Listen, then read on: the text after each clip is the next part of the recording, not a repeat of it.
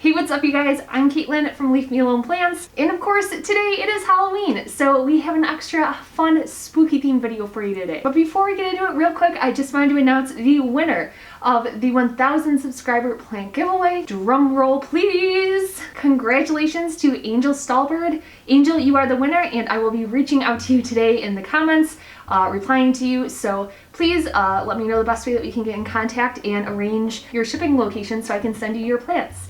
Thank you so much to everybody who entered, and big thank you to everybody who subscribed. There will absolutely be more giveaways in the near future, so keep on waiting for those and stay tuned for your next chance to win. Now for Halloween today, I wanted to do a special spooky themed video, so I'm actually stealing an idea that I had saw from somebody on Facebook a long time ago. I tried to find who that person was and I couldn't find them to credit them with this idea, but absolutely loved it. So basically what it is going to be is a terrarium graveyard dedicated to plants that I have killed in the past. So if you're curious to see how it turns out and you would like to make something to commemorate your lost plants as well, then keep on watching and I'm going to show you how to do it right now.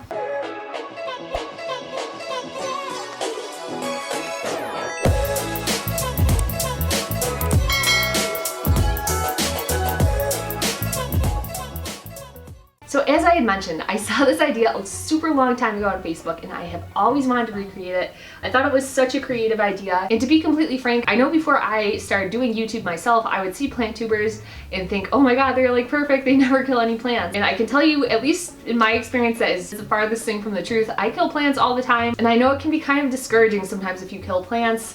It feels like, you know, maybe you're not good at taking care of them. In my opinion, it is completely normal to kill plants. It's, you know, just something that happens and absolutely nothing to be ashamed of. So if you are like me and kill plants, then I think that this will be a fun little video for you. So I'm actually a little late to filming this video today because I was on a mission literally all day long to find supplies for this video, and it ended up proving to be harder than I expected. Now chances are when you're watching this, it obviously is going to be either later in the day on Halloween or past Halloween, unless you're watching this like super far in the future and it's like next year Halloween, in which case maybe you'll have better luck.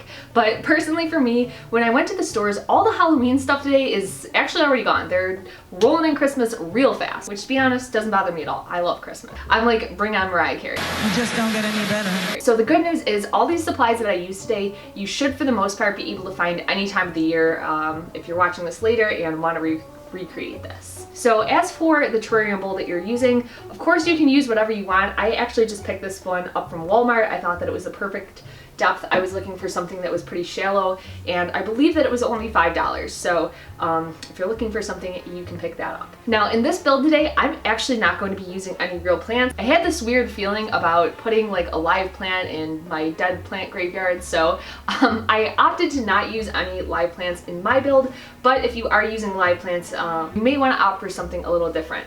What I did with this soil is I packed it in here really densely and I actually wetted it down. So it's almost more like a thick mud, so that the things that I place in here will kind of get cemented into place. Now again, of course, if you're using real plants, you may want to start with a false bottom and then also not pack your dirt so densely. Really just preference for how you want to do this. Okay, now that we have our dirt laid in there, I'm going to want to go in and add some moss. Now I got two different kinds. I got this just normal, I believe like sheet moss it's called, and then also this was a last minute decision, but I also picked up some reindeer moss. Now typically I love reindeer moss. I think it's like super weird and kind of like spongy looking. Let me see if I can open this. I'll bring some closer. I'll show you the difference between these two types of moss. Now of course if you have moss by your house too, when I lived in New York, there's literally like moss everywhere all over the ground all times, all throughout the year. You can definitely use that too. That's obviously like best case scenario.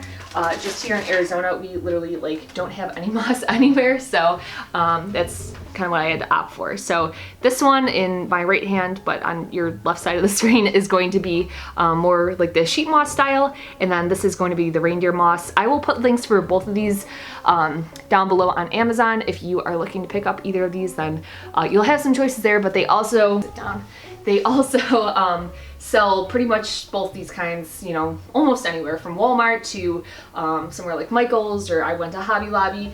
You can really get it almost anywhere. So I'm just going to start by kind of filling out some of this dirt area and making it look a little grassier because that's just my artistic vision. But if you have a different artistic vision for your build, then, you know, do whatever you want. Make it yours. Yeah, as much as I love this reindeer moss, I feel like it's just not the right look for me. Not for what I'm going for here. Now, as I'm filling this in, as I mentioned, I got mine from Hobby Lobby, and I was actually really excited to tell you guys today that they are having a sale on like all their pots and things like that. But I don't know, you guys, here's the thing. We're gonna get into a little plant tea. So like I'm checking out, right, and she brings up the total. I'm like, wow, that seems like way more expensive than I expected it to be, which, you know, happens to me pretty frequently, but it was kind of alarmingly high.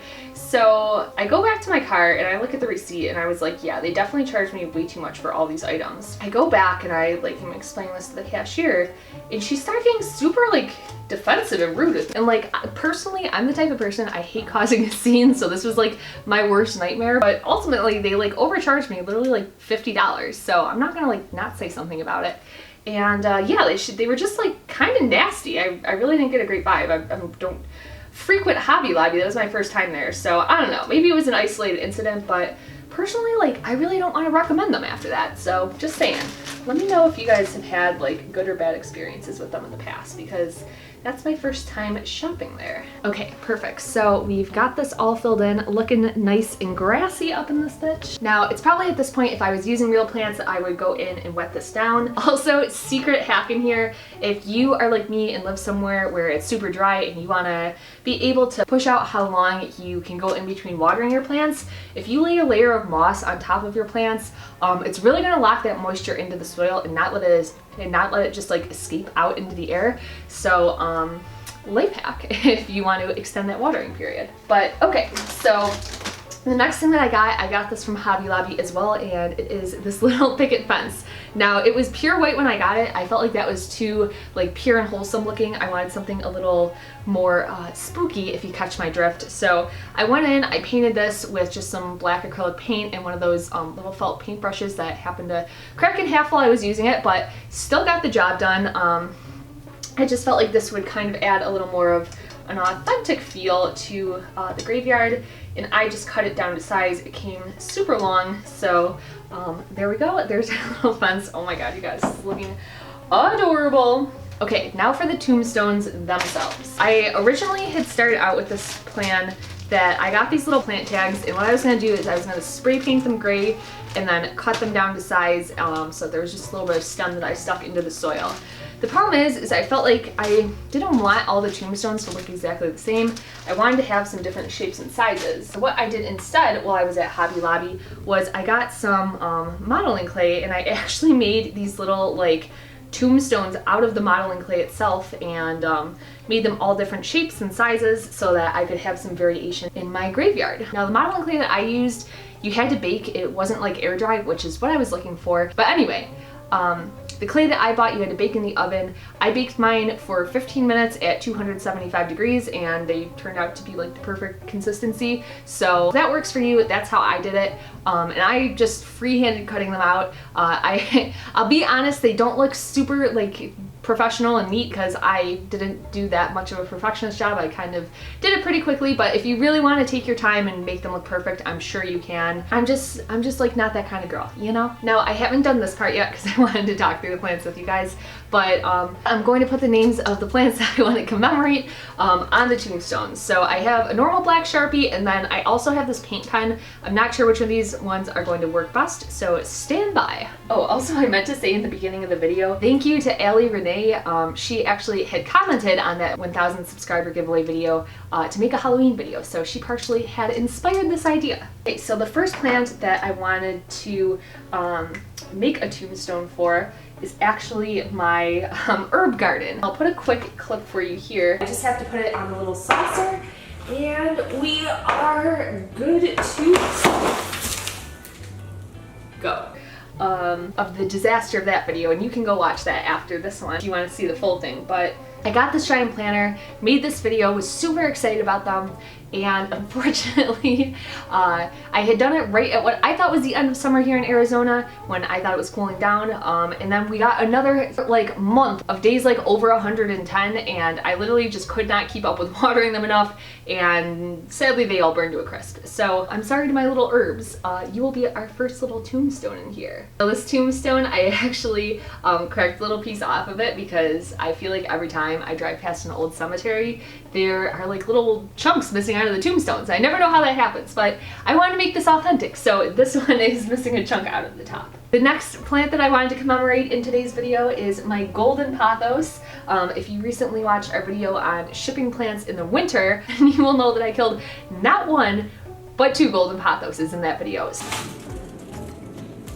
So, perfect timing to lay these guys to rest. And I'm not sure if I mentioned it, but these little modeling clay tombstones I made, I actually put a toothpick in the bottom of them, and that was just so that I could stick them into the ground and they would stick in there without me having to stick it too far in. So, pro tip, if you're using modeling clay, use toothpicks. And also just make sure that you're making your modeling clay tombstones thick enough that like you can stick the toothpick in there and it's not just gonna fall out of the back. I'll show you real quick how thick I made mine. Hopefully it's showing up, but as you can see, they're not super thick, so like you don't have to go crazy. I made mine thin. I'm sure you can make them thicker, but if you do, just remember to bake it longer. Okay, the next plant that I wanted to commemorate today is going to be our dragon tree. Now, watch my video on plants that will survive the longest in the dark, then you may remember that the dragon tree was sadly the first one to die. And then we have this monstrosity. So I thought it was only fair that we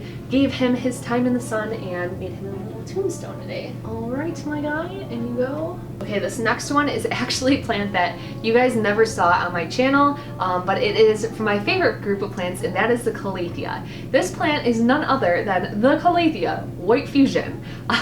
No matter how hard I tried, I could not keep this plant happy. Literally, I was so excited when I finally got one of these. I had wanted one forever, bought it from my local Lowe's, and literally within days it was just not having a wonderful time. It kind of dragged throughout its life in my house for a couple months, and unfortunately it recently met its demise, so here it is to commemorate that White Fusion. Now, I don't feel too bad about killing that Calathea White Fusion, only because I have heard from other people on the block that they also have killed Calathea White Fusions and that they're not too easy to handle.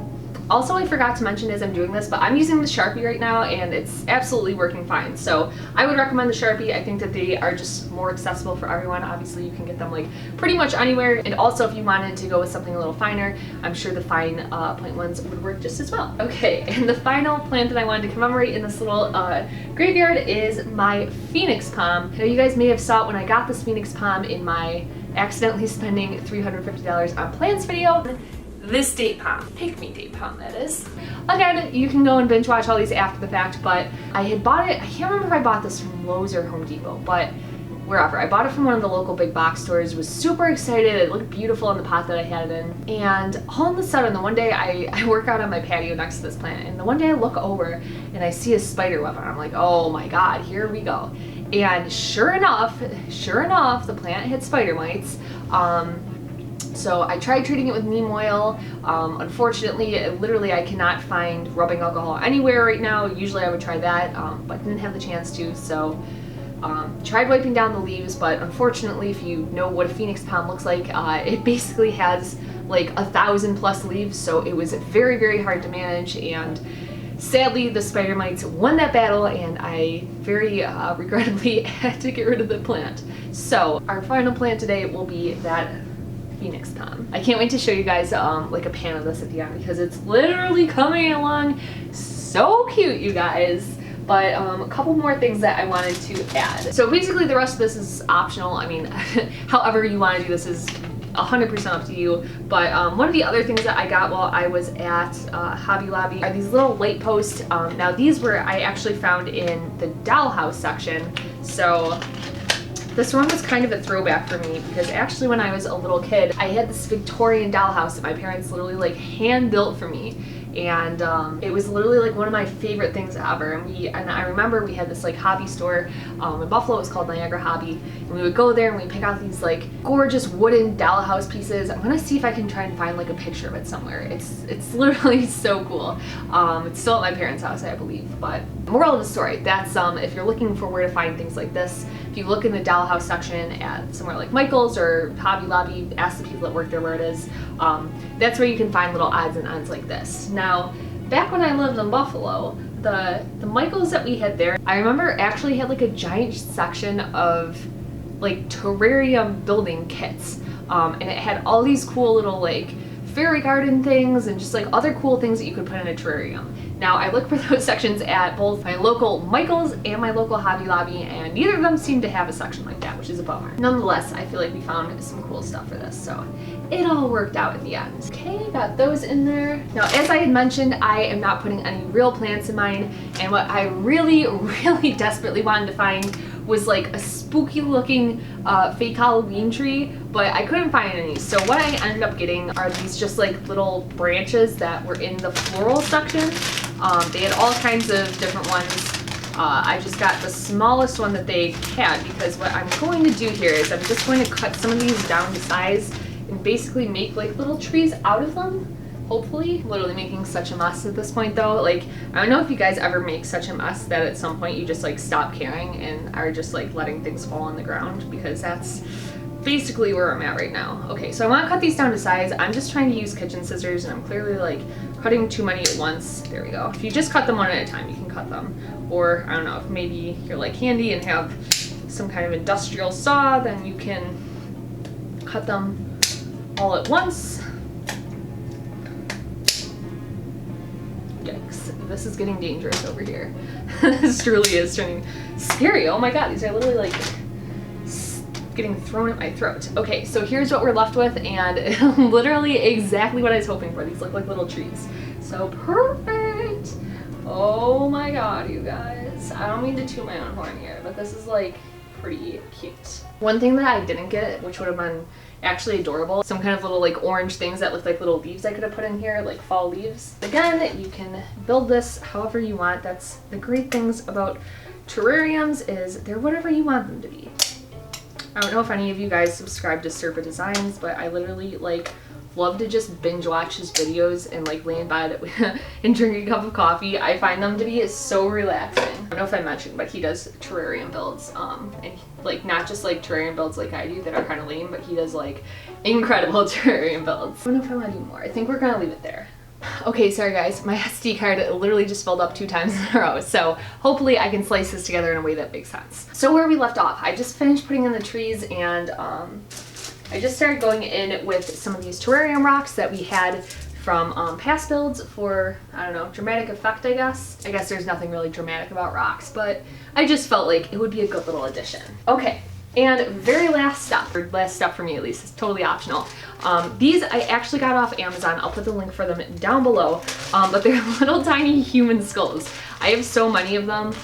Angel, I'm going to put some of these in your box. Hopefully you watch this video and aren't terrified of why there's tiny human skulls in your plant box, but let me bring these close up. The way that they came from Amazon, they're just like one color. They don't look super I guess like contrasty. So what I actually had done was I went in, I took them, and I just took a Sharpie and kind of filled in the places that I thought should look a little darker, so that, I don't know, they were just more realistic.